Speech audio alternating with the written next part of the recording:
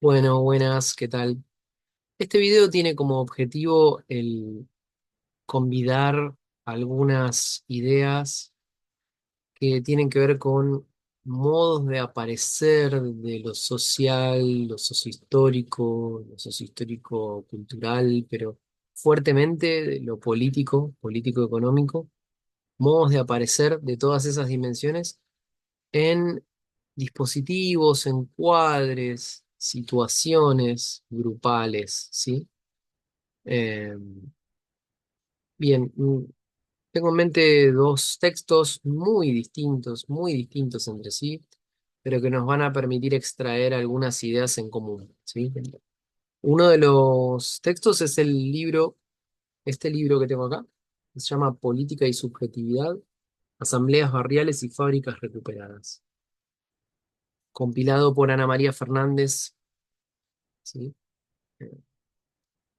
Es un libro que compila trabajos de investigación de cátedra acerca del fenómeno post-diciembre de 2001 en Argentina. Mm, Ahora digo algo más sobre esto. El otro, el otro texto que voy a tener en mente es un texto, esta vez sí, un capítulo de un libro de Fernando Ulloa, del doctor Fernando Ulloa, que era psicoanalista institucional, em, que en su libro Salud Elemental con toda la mar detrás, tiene un capítulo allí donde este capítulo se llama Barriletes en Bandada y trabaja contando, digamos, trabaja contando un poco cómo es la dinámica de trabajo en una experiencia de trabajo en barrios vulnerabilizados en la provincia de Neuquén, Argentina. Eh, que se trata de un trabajo orientado a la prevención primaria de la violencia, de la deserción escolar también, ¿sí? Eh, Esto como para decir algo mínimo. Bien,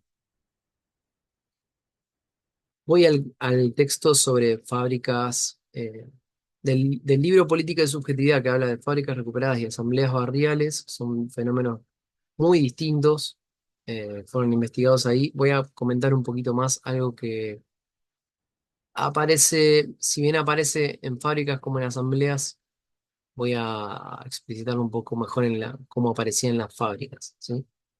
¿A qué me refiero? Porque hay gente que ve esto desde afuera y no necesariamente todo el mundo sabe a qué nos referimos cuando hablamos de la crisis de 2001 en Argentina. Si bien puede haber mucha información dando vueltas, mínimamente para entendernos, ¿sí? Se trata de una crisis que tiene una cara. Podríamos decir que es una crisis político-económica, ¿sí? Y esto político-económico refiere a variables que por momentos sin duda se tocan y por momentos parten en direcciones distintas. ¿Qué quiero decir? La crisis político-económica tiene un aspecto fuerte económico. Esto no es raro, no es extraño. Cualquiera que conoce algo de Argentina sabe que en Argentina casi que nos hemos acostumbrado a vivir bajo crisis económicas. Sin embargo, la de 2001 ha sido una crisis excepcional, ¿sí? Eh, no solo por la dinámica económica que conllevó, que llevó, ¿no? a la invención de nuevas monedas, llevó al intercambio, a la popularización del trueque, ¿sí? El trueque de trocar eh, materias primas o insumos o servicios, ¿sí? Por otros, ¿sí? Por ejemplo, hay colegas de la cátedra que en esa misma época hacían sesiones de psicología en trueque por cajones de verdura, digamos, ¿no? Bien, esto fue algo muy habitual, la cuestión del trueque y demás, en ese post-2001.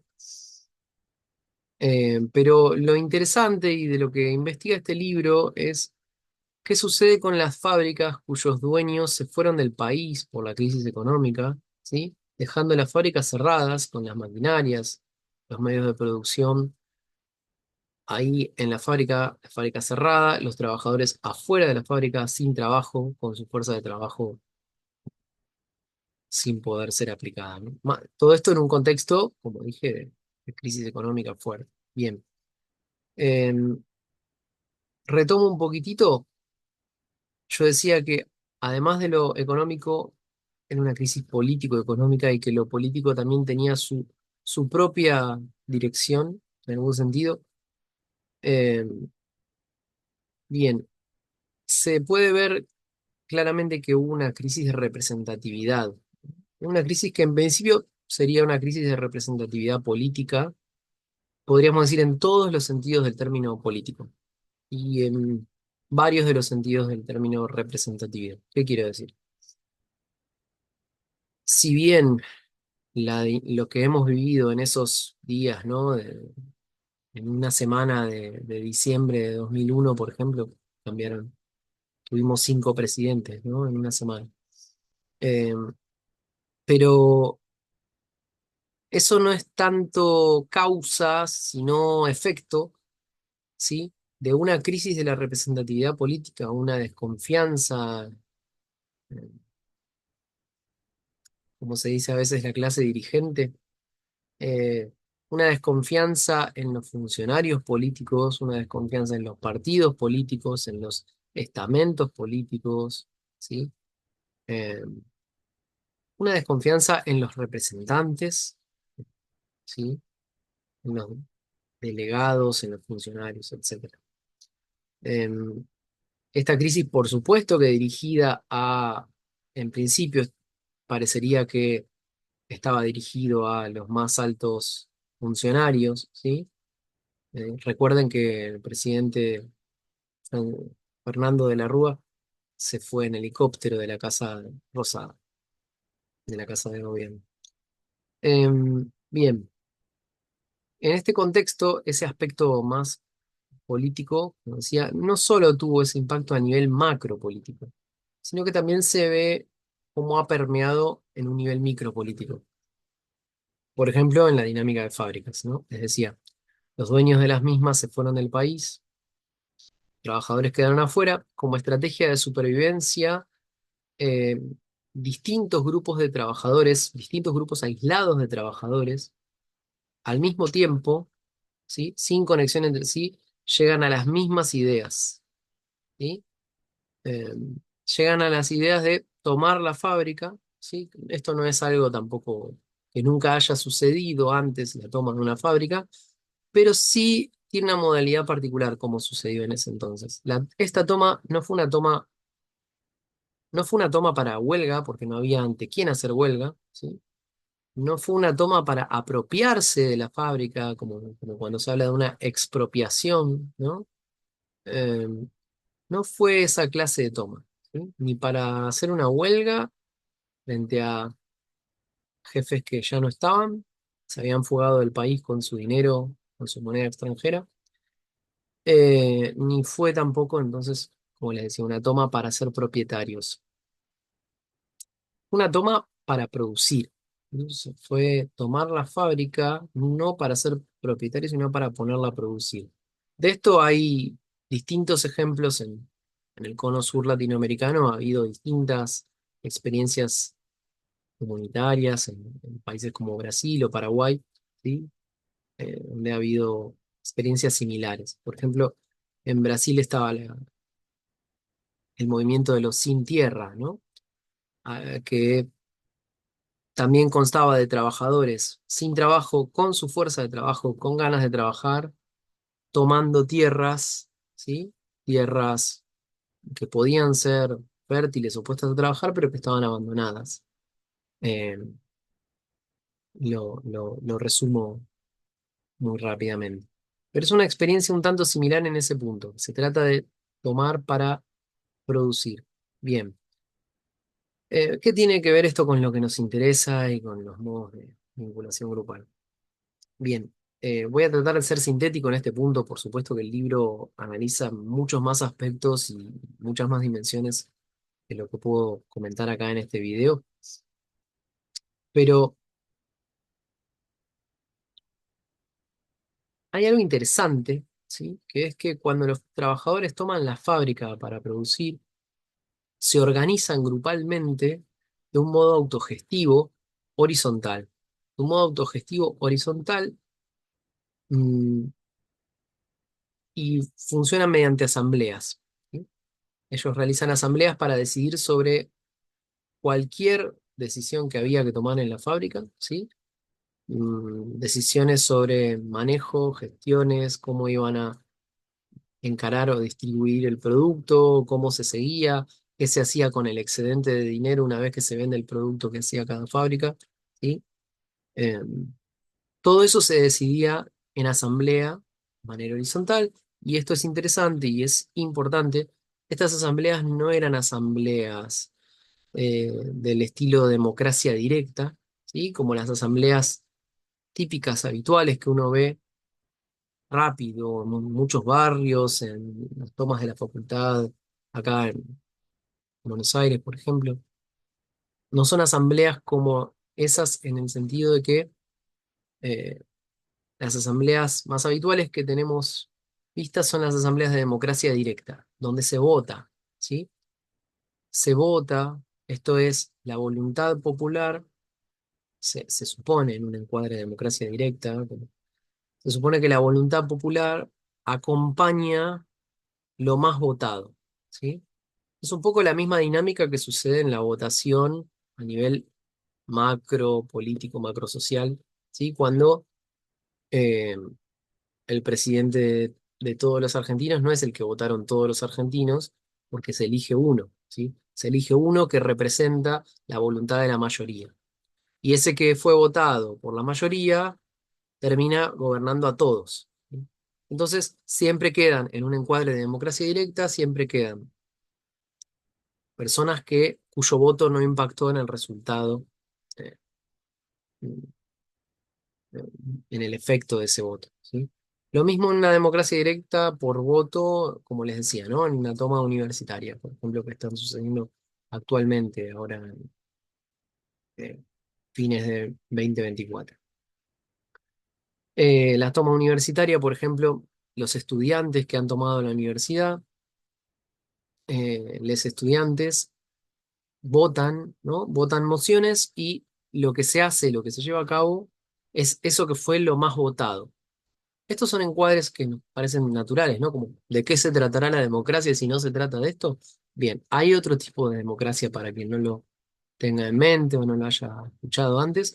Se trata de la democracia directa. A veces se le llama acción directa. Y esto es un fenómeno mm, muy interesante, ¿sí? Muy interesante al nivel de cómo se organiza el colectivo en relación a la distribución del poder y la toma de decisiones, ¿sí? O sea, los aspectos políticos que son el uso y distribución del poder y la toma de decisiones, básicamente. Eh, en este sentido es que resulta interesante la cuestión de la acción directa. Les decía, entonces en la acción directa, ¿cómo se procede?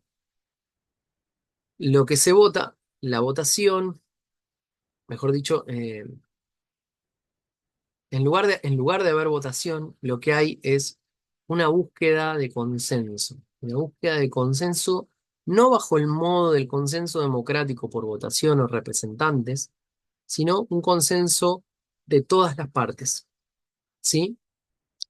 Lo de directo tiene que ver con esto, que no, no se delega en representantes.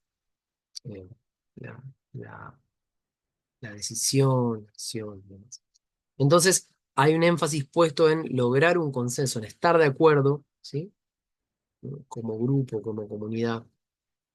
Sucede que, manteniendo ese encuadre de democracia directa, cuando no se llega a un consenso que sea único, la resolución, lo que se hace para que siga siendo democracia directa y no representativa, es mantener todas y llevar a cabo todas las decisiones, ¿sí? Que hayan sido discutidas, ¿sí?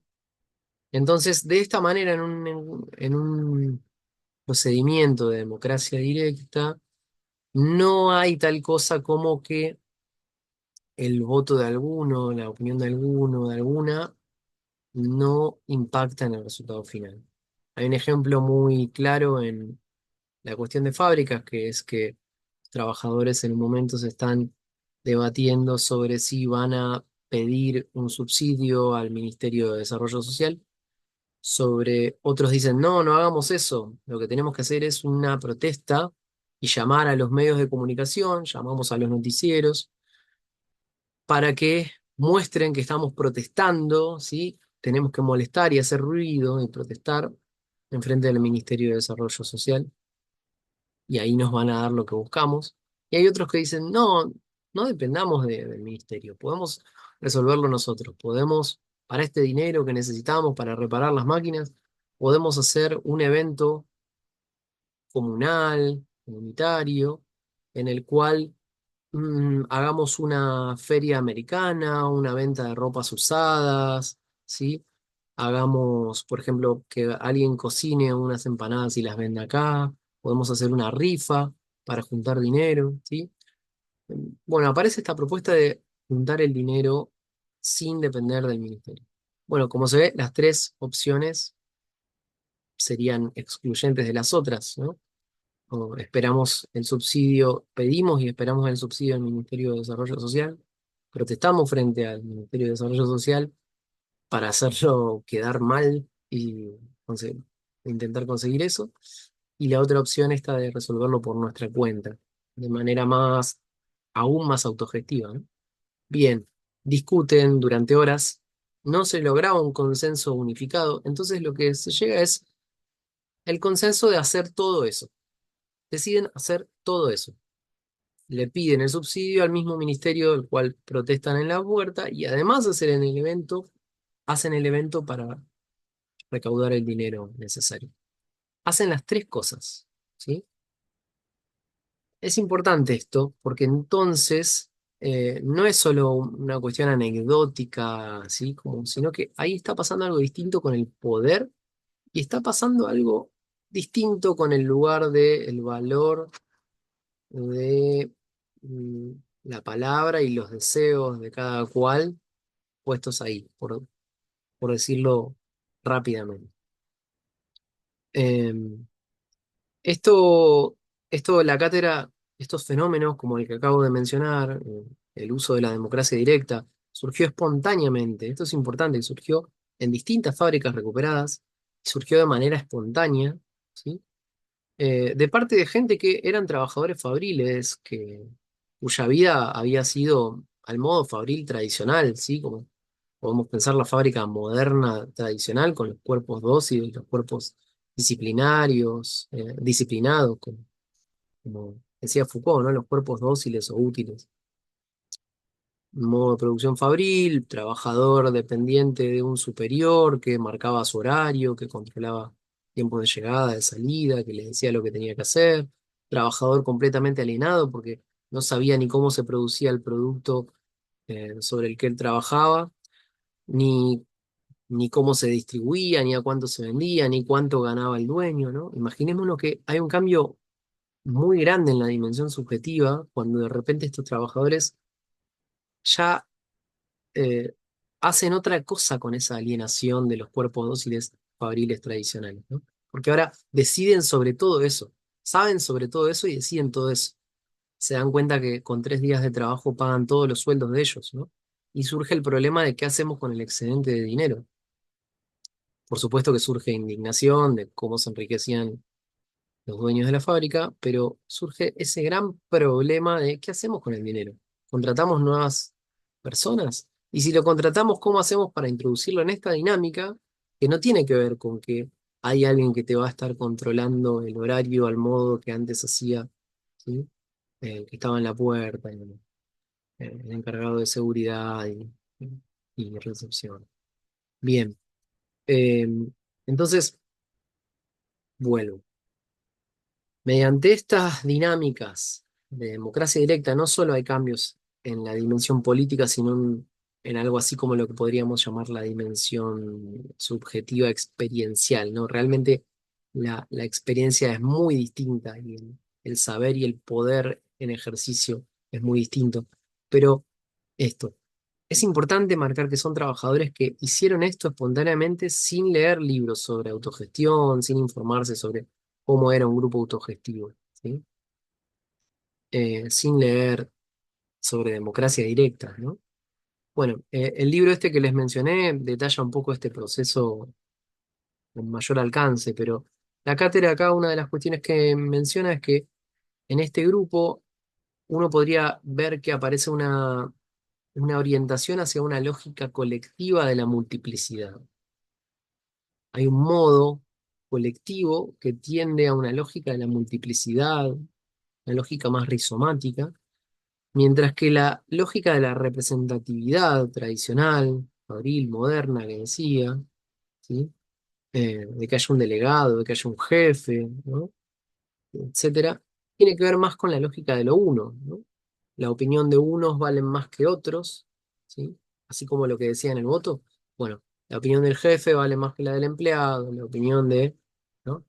Eh, entonces, hay un trabajo acá sobre esta cuestión de la lógica de lo uno y la lógica de la multiplicidad, la lógica del árbol, la lógica del rizoma, y que, por supuesto, como les digo, esto se ve en otros aspectos, en el habitar la fábrica de otra manera, ¿no? De repente empiezan a convivir cuadros, trabajadores empiezan a colgar cuadros de figuras, por ejemplo, políticas que seguían, ¿no? Uno cuelga un cuadro de Evita y otro cuelga un cuadro del Che al lado y otro cuelga un cuadro de Gandhi, ¿sí? Eh, Mientras que en otro momento, en una lógica de representatividad, había una lógica de O, lo mismo que la lógica del árbol o de lo uno, es una lógica de la O, ¿sí? O estamos con Evita, o estamos con el Che Guevara, o con Gandhi, ¿no?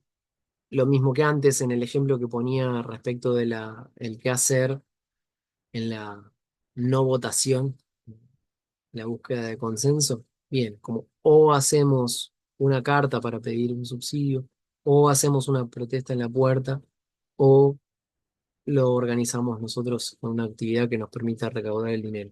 Bien, la lógica de la O, de la exclusión, ¿sí? Lo que excluye es esto o aquello, tendría que ver con esa lógica del árbol, y espontáneamente lo que aparece acá es una lógica de la I, una lógica de la I, mucho más del orden de la multiplicidad, de la I, de las disyunciones incluyentes, ¿no? O inclusivas. Eh, ¿Sí? Esto de que las diferencias pueden convivir entre sí y lo diferente puede sostenerse como distinto, ¿no?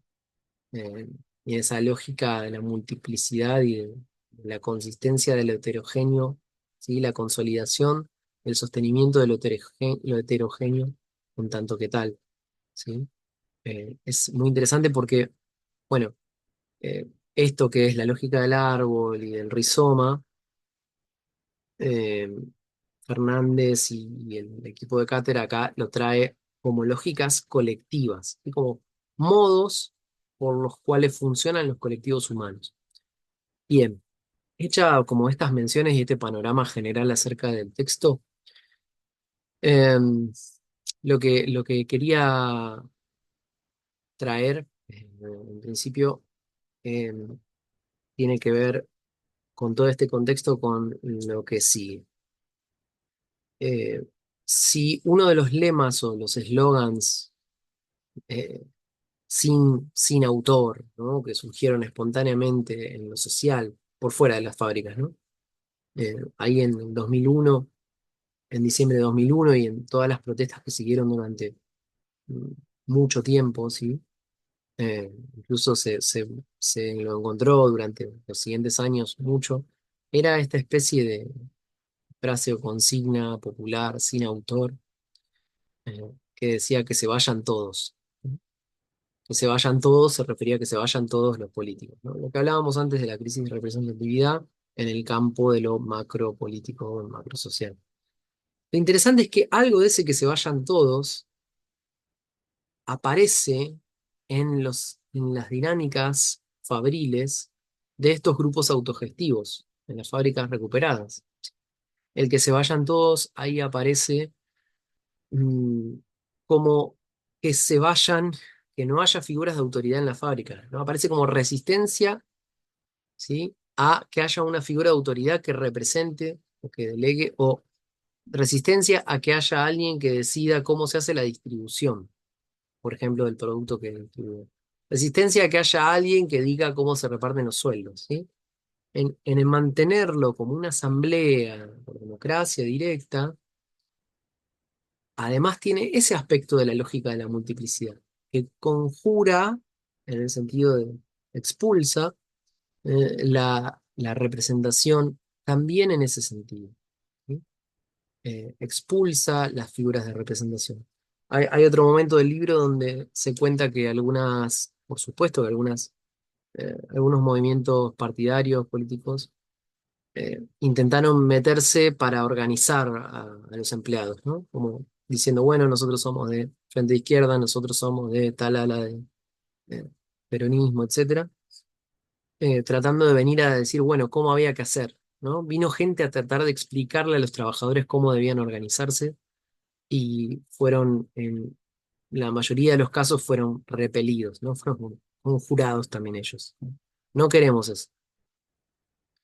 Eh, entonces, ahí lo que podemos notar es como algo del que se vayan todos, que era una consigna en el sociohistórico, aparece de alguna manera versionado, ¿sí? Aparece en la fábrica, con, con otro, con otra especie de frase o eslogan, para decirlo medio de manera cómica. Eh, Ana María Fernández dice, el contexto se hace texto. Es una frase que ella suele repetir bastante en sus escritos. Y que en este caso no habría que entender texto. Ella hace esta aclaración también en un libro que se llama El campo grupal. No habría que entender que texto se refiere a la cuestión de lo verbal lingüístico del texto, ¿no? No quiere decir que el contexto se hace un texto verbal, ¿no? Sino que ella dice, bueno, habría que quitarle a la palabra texto algo de esto. Bueno, como tomémoslo más como una especie de, de, tomémoslo en un sentido un poco más como, en lugar del texto como texto verbal, como materia, como eso que nos pasa. Podríamos decir, el contexto se hace carne, el contexto se hace cuerpo, ¿no? Como el contexto, eh, en algún momento va a decir, incluso es, el contexto es texto, el contexto es el texto, ¿no? Como si dijéramos, cuando tenemos un texto, ese texto está hecho de contexto, ¿sí?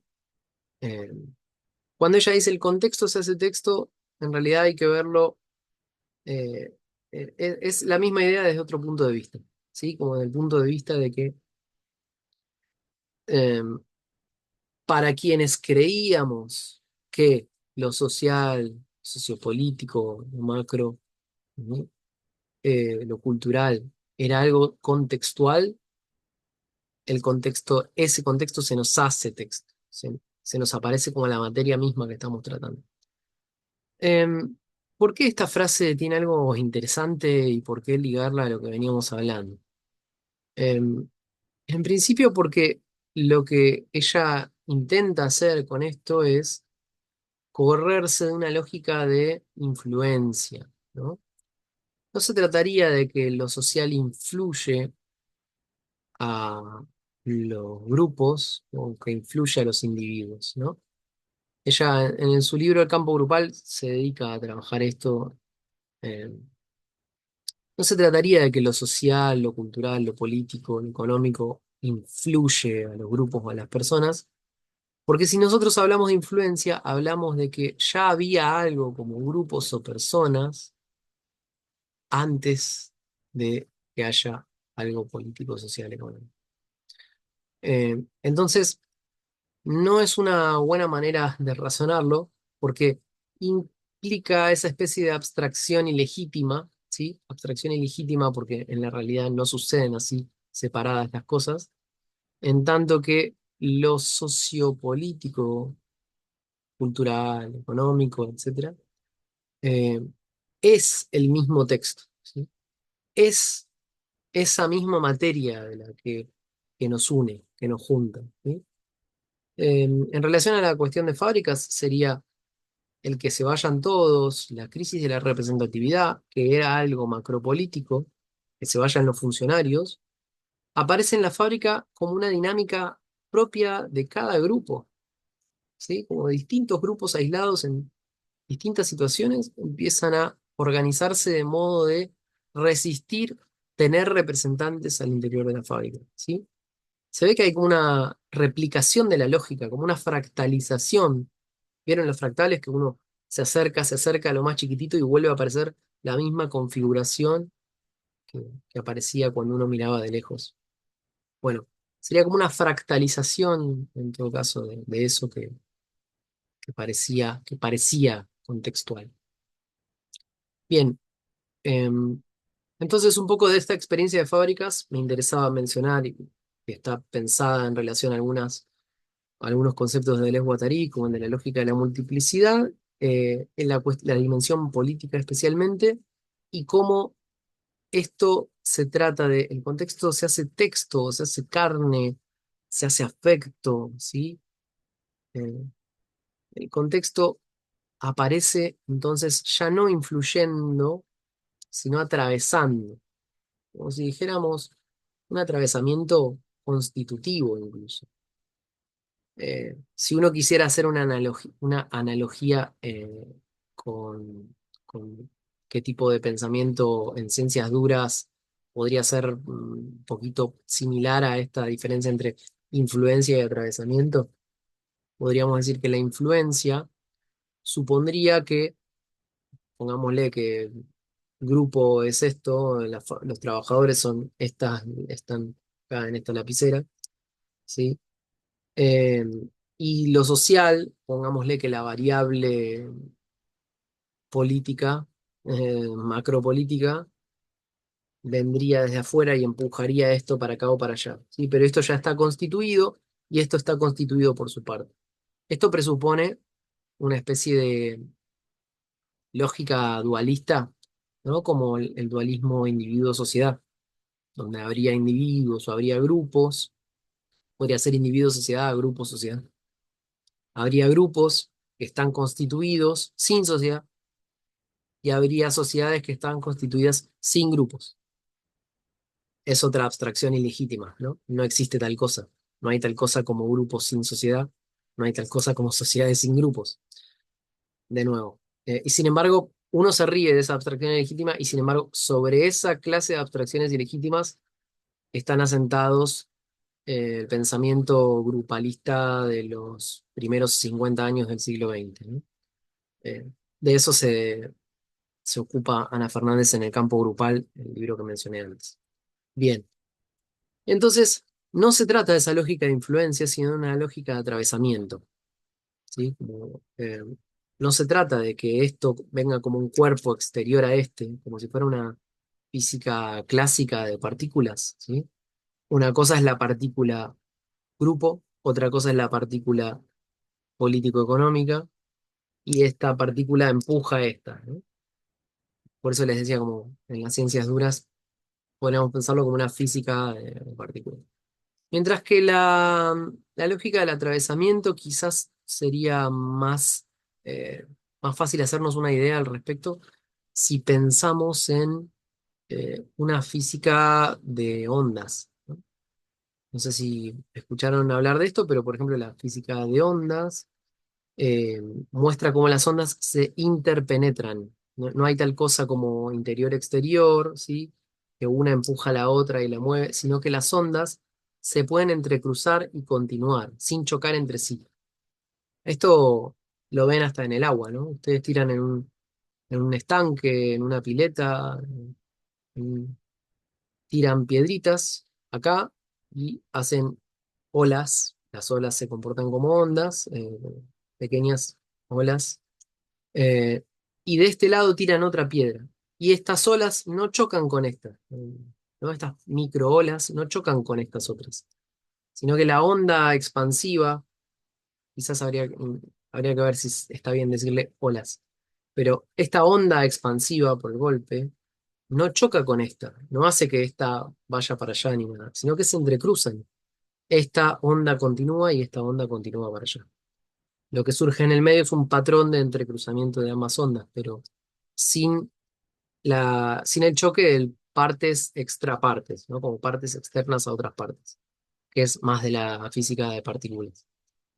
Bien, bueno, entonces un poco la lógica del atravesamiento tendría más que ver con esto, ¿no? Y permite pensar entonces en esas múltiples dimensiones que se entrecruzan y que no interfieren entre sí, ¿sí?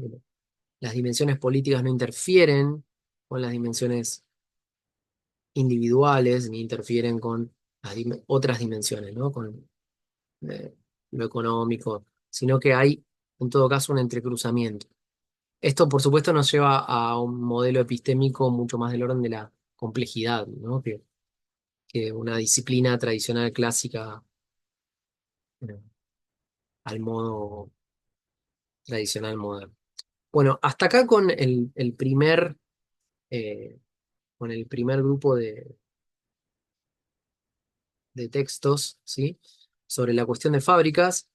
Y ahora les voy a mencionar otra experiencia, como les dije, bien distinta, pero que nos va a permitir llegar también a ver cómo en otro contexto, en otro tipo de grupos y demás, el contexto es también el texto.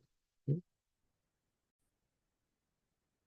Voy a tratar de ser más breve con este último texto para no hacerlo demasiado largo, pero les quería contar del texto Barriletes en Bandada de Fernando Ulloa.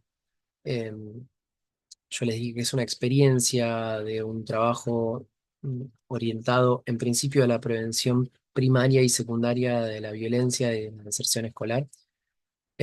Sin embargo, ese proyecto que empezó como preventivo y sobre la marcha fue adquiriendo matices de promoción de la salud, promoción de derechos, fue adquiriendo matices de lo terapéutico también. Eso es interesante, que en general pensamos que la asistencia se opone a la prevención y la promoción, ¿no? Como lo terapéutico y lo analítico tendrían que ver con el campo de la asistencia, la prevención y la promoción de salud, de derechos y demás, tendría que ver con otro tipo de encuadres, ¿no? Y como si fueran bien, bien distintos.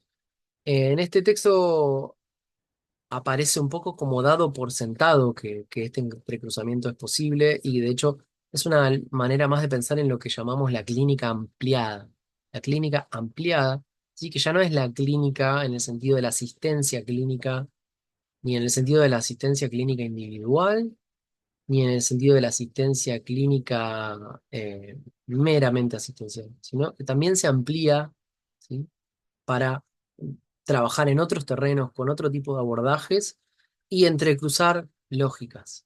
Por supuesto que no caprichosamente, ¿no? Pero no se trata de hacer un enjunje, una mezcla, eh, porque sí, o por el mero mezclar. Pero sí se trata de experiencias que dibujan los bordes rígidos, disciplinarios, modelísticos que solemos tener en tanto modelos de abordaje, de atención, encuadres. Bien. La experiencia de Barriletes en Bandada es una experiencia, como les decía, de trabajo con niños en poblaciones vulnerabilizadas.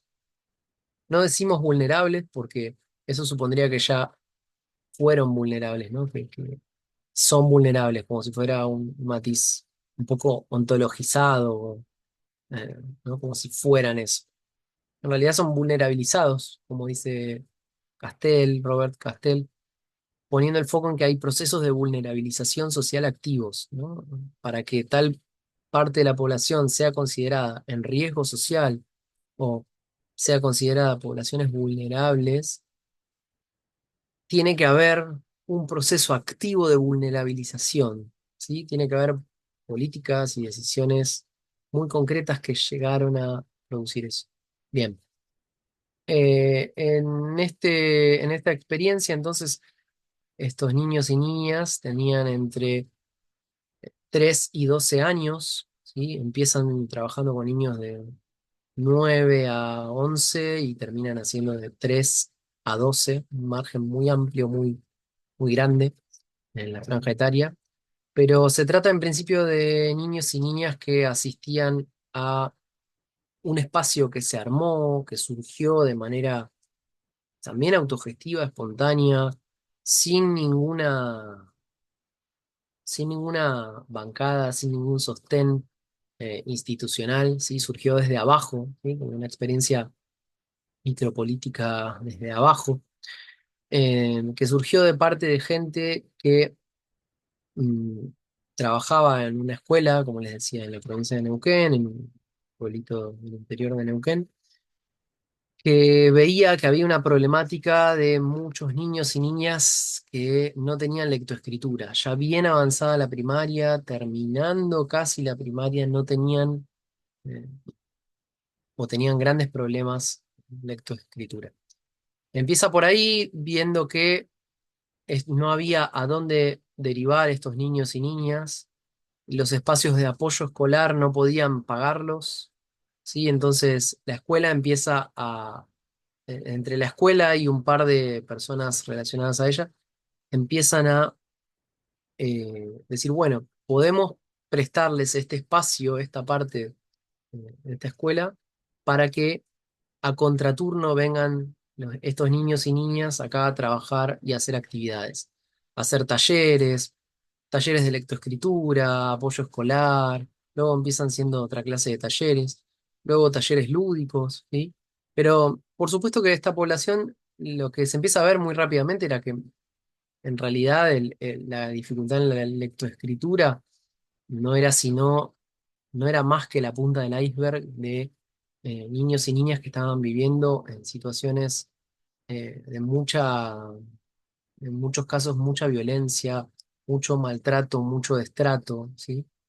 Entonces lo que empieza a trabajarse ahí, eh, el equipo que organizó esto que se llama Barriletes en Bandada, eh, trató trató de orientarlo a esto, ¿no? Como poner el foco eh, en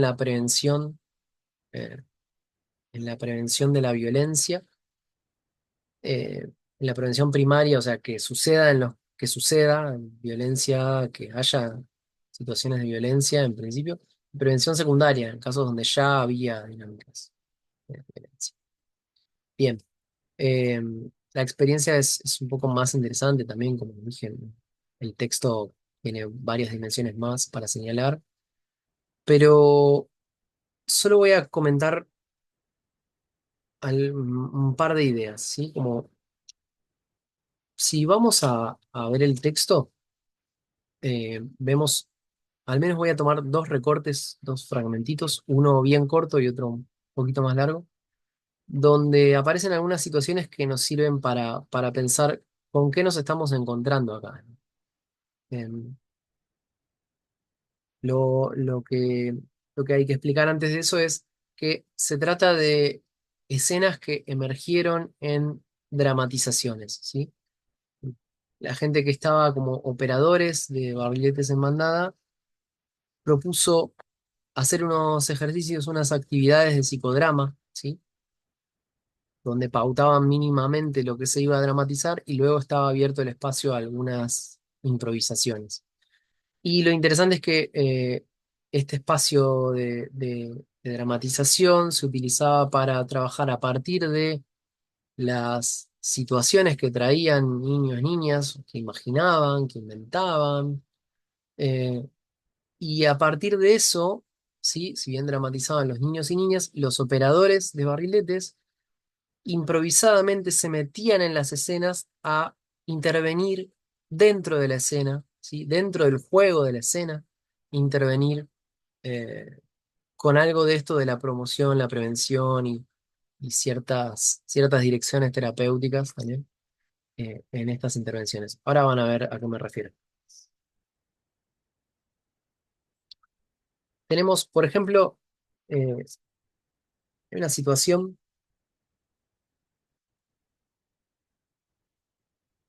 una de las más suaves, y breves. Em, dice, Lucas se escapa del espacio en el que trabajamos. No puede ser alcanzado por los operadores que corren detrás de él. La que voy a contar después sucedió en el psicodrama. Esta sucedió antes. Lucas se escapa del espacio en el que trabajamos. No puede ser alcanzado por los operadores que corren detrás de él. Se trepa a un poste de alta tensión. Un operador le dice, Lucas, por favor, baja, podés morirte. El niño lo mira a los ojos y con un gesto de indiferencia le dice, ¿y a quién le importa? Lo decía en serio el nene. ¿A quién le importa? Leo otra, sin comentarios sobre esa y leo otra. Esto sí era en una dramatización. Carla, de 10 años, y Gabriela, de 9 años, juegan a la casita. Carla es mamá de Gaby, Gaby tiene un bebé. Gabriela debe salir a trabajar todo el día y su madre cuida al niño, ¿no? Como situación es madre e hija con un bebé, la madre deja al bebé en manos de su abuela. Una operadora toma al bebé en brazos y le dice a Carla, la abuela,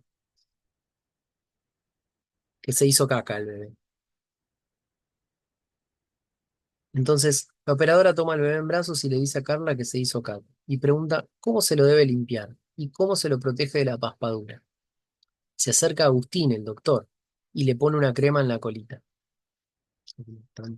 El bebé, en este caso imaginario, aparece el doctor, ¿no? Y dice, bueno, le pone la crema en la colita. El doctor dice, tiene algo en el corazón, se lo debo operar. Gaby, la madre, dice, no tengo tiempo de estar con el bebé. El doctor deja al bebé internado. Aparece una enfermera, Marita. Llama a la madre corta el teléfono. La operadora, entonces, la trabajadora de barrilete que está en la escena con los niños, toma el rol de niñera y se hace cargo del bebé. Al ver la despreocupación de la madre, llama a un asistente social para que intervenga. Llama a otra operadora, ¿no? Que hace de asistente social adentro de la escena. La asistente social en la escena habla con el doctor, con la niñera y luego con la madre. La madre dice que tiene que trabajar todo el día. Prefiere que la niñera se haga cargo de su bebé porque ella no lo puede cuidar. Ella lo quiere, pero no lo puede tener. Comenta que su madre, ¿no? Comenta la madre del bebé, comenta que su madre, la abuela del bebé, le pega a ella y le pega al bebé. La asistente social propone que la niñera cuide al bebé y que la madre pueda verlo 1 hora por día para darle el pecho. Cuando la madre del bebé le da el pecho, el doctor dice, el bebé llora mucho porque seguramente no reconoce a la mamá de lo poco que la ve. La asistente social explica por qué pasa esto y la importancia de las caricias maternas. Gabriela, la madre, deja al bebé muy enojada a ella. Si no me quiere, no lo quiero. No lo quiero más, sacámelo. ¿No? No lo quiero más, si no me conoce, ya está. De esta manera, la madre abandona al bebé sin poder establecer contacto con él. Al costado de todo esto, mientras sucede esto, Marcos, que observa esta escena sin participar, de pronto se tira al piso. Juega a estar borracho. Lo asisten los médicos a él, ¿no? Imaginémonos en la situación de psicodrama, ahí, y otro nene que estaba mirando de repente se tira al piso, juega a estar borracho. Lo asisten los médicos adentro de la escena, ¿no? Quienes buscan la intervención de un asistente social. Marcos dice que tomó mucho porque lo echaron de la casa.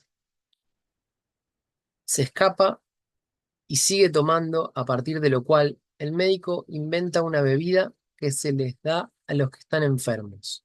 Es un remedio que engaña. Se piensan que toman alcohol, dice el médico, pero en realidad es un remedio, ¿no? Entonces le va a dar de tomar algo, ¿sí? Como continúa con esto de soy el borracho, me escapo y voy a seguir tomando, y el médico le convida una bebida, ¿no? Diciendo, engañándolo con que es alcohol, pero que es un remedio. Bien, eh, acá el texto estudia varias de las cuestiones que aparecen acá en esto que leí desde varios puntos. Hay algunas dimensiones más tradicionalmente psicoanalíticas, por supuesto, en juego, eh, pero aparece mucho esta cuestión de la desafiliación, ¿no? ¿Qué pasa en la relación entre padres, hijos, y qué pasa con los cuidadores y los cuidados, especialmente con los cuidados, eh, si es que son cuidados? Aparece acá la cuestión de la desafiliación, ¿no? Como la ruptura de los lazos de filiación, cuando la madre dice, ya está, si no me reconoce, no lo quiero, ¿no? Eh, Como podríamos ver, muy distinto de lo que se habla a veces en, no sé, en psicología, eh, en general, psicología evolutiva y de la niñez y demás, ¿no? Respecto del rol de sostén, de tolerar la frustración, de ser madre, de tolerar el niño, etcétera. Bien, acá lo que me importa más allá de todo eso, que podríamos evaluarlo desde esos puntos de vista, es la cuestión de que si nosotros vemos que estos son situaciones que aparecen en un psicodrama, ¿qué tenemos que pensar? Tenemos que pensar que son cuestiones, son meras ocurrencias que tuvieron estos niños, niñas.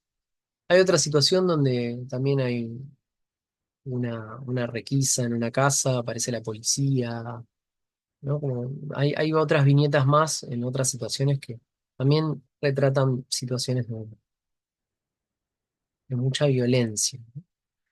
Eh, lo que leía antes, ¿no? De Lucas, que leí primero, este chico que se subió al poste de luz y le dicen, baja de ahí que podés morirte, y ¿a quién le importa, ¿no? Como si no hay nadie al que mi vida le importe.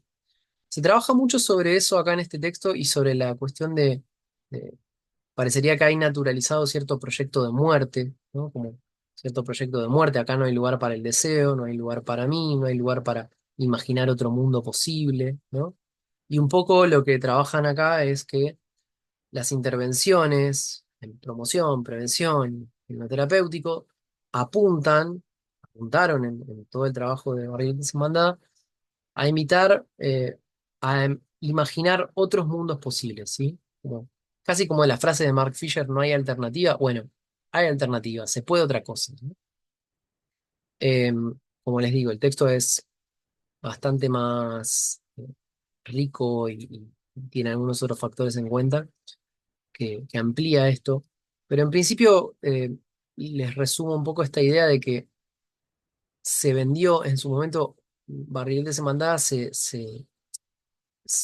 promocionó, ¿sí? Se ofreció para los niños y niñas como un espacio donde no solo iban a poder tener cierto apoyo escolar y demás, sino que se ofreció también como un espacio donde iban a poder trabajar eh, esta cuestión de la lectoescritura y una cierta orientación vocacional. Ustedes podrían decir, ¿cómo orientación vocacional si son niños entre 3 y 12 años? Se trataría de que trabajen, se trataría de una orientación vocacional orientada a que trabajen a los 12 13 años. No, por supuesto que no. Es una orientación vocacional pensada no en el campo de lo psicopedagógico, para nada en el campo de lo pedagógico, ¿sí? Tampoco lo de la lectoescritura, sino pensado desde la clínica ampliada. Entonces, esta orientación vocacional tenía el objetivo de ampliar, ¿sí? Ayudar a imaginar mundos posibles, ¿no? No se vive esto que vivimos acá en el barrio, no se vive en todos lados. No le da igual a todo el mundo que te cuelgues al poste, ¿no? Como a nosotros no nos da igual, ¿no? Como interviene acá. Bueno, bien, no, hay otras posibilidades, hay otras maneras de, si lo queremos leer en una narrativa más psicoanalítica, estructural, habría otros posibles, ¿no? Otros con mayúsculas posibles. Eh, lo que me interesa de este texto es que permite varias dimensiones y varios campos de lectura a la vez. Pero, ¿qué tiene que ver esto con la cuestión de fábricas? Bien, como les decía, que lo que dramatizan estos niños y niñas es evidente, ¿sí? Es evidente que no fue inventado por ellos a partir de la nada. Es evidente que no se trata de un juego simbólico en el sentido tradicional del término, ¿sí? No se trata de algo así, sino que expresa una dinámica vincular y política, ¿sí? Y micropolítica muy específica, ¿sí? En este caso, lo que encontramos no es algo simbólico ni imaginario ahí en el juego, sino algo bien real social, ¿no? Un real social. No se trata entonces de que se hace, sea, esta frase del el contexto es el texto, el contexto se hace texto, es el texto, el contexto es carne, se hace carne. En este caso podríamos decir que si lo que se hace texto, carne, es la violencia, el destrato, el maltrato, el proyecto de muerte, ¿no? Esto de que parezca que no hay nada más acá, no hay ninguna manera de investir desde el deseo, de querer otra cosa, de imaginar otros posibles, ¿no? Em, no se trata entonces de simbolizar vivencias ni nada de esto, como, ¿no? Como repetir vivencias traumáticas, podríamos decir, de lo más parecido a la retórica psicoanalítica sería decir que hay una repetición tal cual, sin desfiguración, ¿no? Curioso que aparezca, porque habría que pensar cómo es esto del juego sin desfiguración, sin condensación. Mm. Entonces, bien, lo importante más que eso es que también, aunque lo pensáramos como, bueno, hay una repetición que no parece transformar eso que se está viviendo, eh, lo, lo importante acá es que el texto nos muestra que lo que están dramatizando estos niños y niñas no es ni personal ni familiar, ¿sí? Sino que se juega algo de lo real social, como decía, y entonces también las intervenciones del equipo no son ni interpretaciones, ¿sí? Ni son interpretaciones simbólicas dirigidas a los niños en cada caso, ¿sí? A cada niño en cada caso, ¿sí? Que si bien el texto, como les dije, está pensado desde un psicoanálisis institucional, no han entendido que eso necesariamente derive en una individualización o privatización de la enunciación o del deseo, sino que apuestan a lo colectivo y a lo grupal, ¿sí?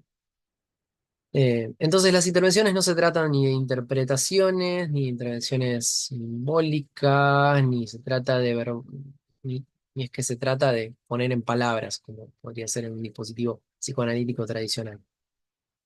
Eh, y lo que aparece es dramatizado, muestra, entonces, sí, puede mostrar situaciones, puede mostrar modos de vinculación, violencias sordas, incluso, no solo la violencia explícita, sino violencias establecidas, ¿no? Como instituidos, como, ¿y a quién le importa?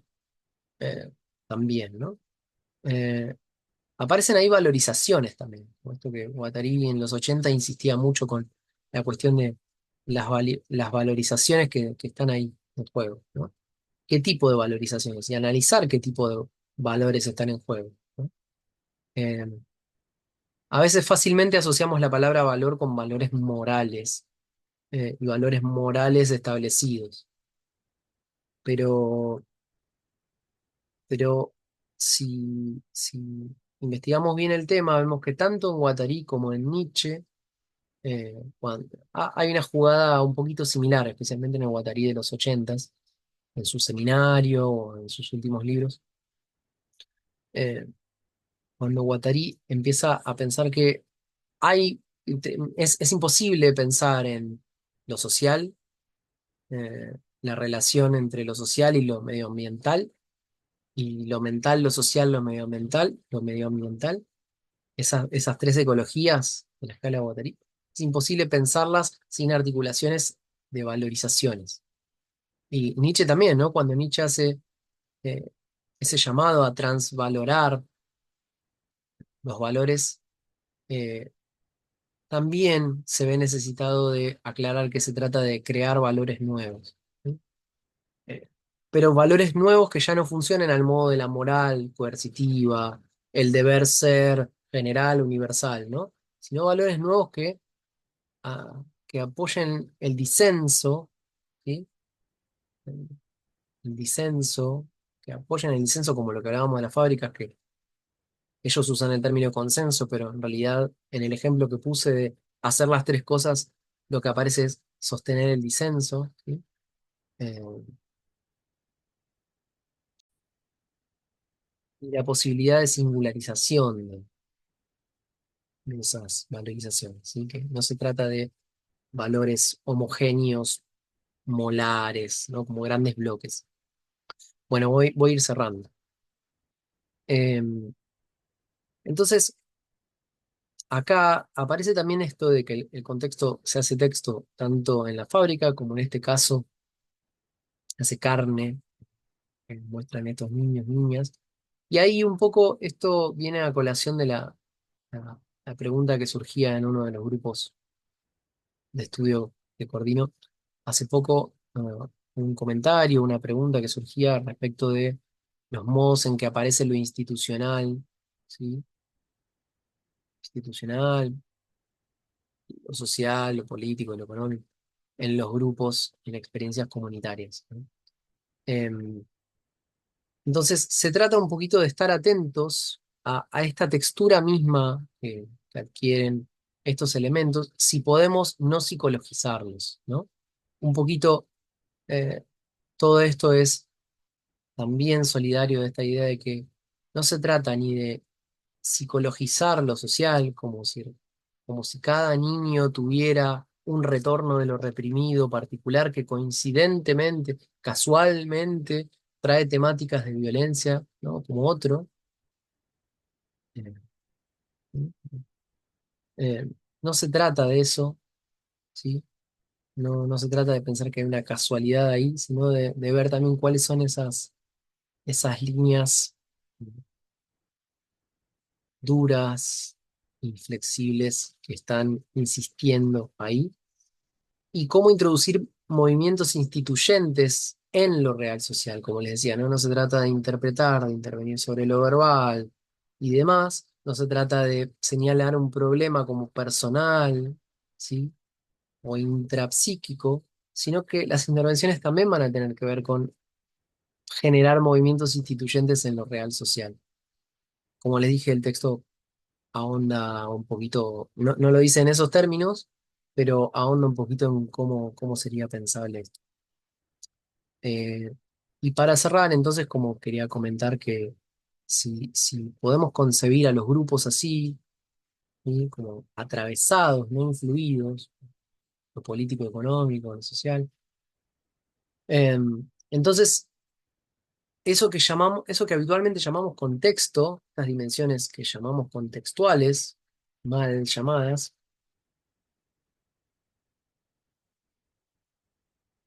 no son ni siempre condicionantes ni siempre condicionadas, ¿no? Podríamos decir,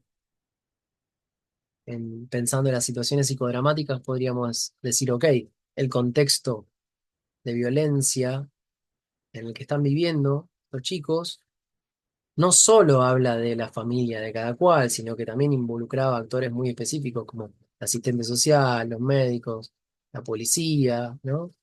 Eh, etcétera, ¿no? Sino que eh, esto no aparecía solo como un condicionante, ¿no? Como la causa, si se quiere, mal dicho, ¿no? Un condicionante, sino que además puede encontrárselo también ese contexto como condicionado. Esto habla de la apertura, ¿no? De concebirlo como en una apertura, como ese real social también va a verse impactado por nuestras intervenciones, también va a ser condicionado. En el caso de En el caso de la experiencia en Barriletes, eh, se cuenta al final del texto que un 90% de los chicos que participaban en Barriletes retomó las trayectorias escolares, evitó la deserción escolar y también ese 90% pudo ir más allá de las dificultades de lectoescritura que había en un inicio. Así que, bueno, esto nos mostraría esta idea de que los grupos entonces no son islas, no están aislados. Y lo mismo vale para la subjetividad en una visión postestructuralista. No se está aislado, sino que se está inmerso, ¿sí? Uno, un grupo es un sector de una trama mucho más amplia, ¿sí? Bueno, esto era lo que quería comunicarles hoy. Saludos.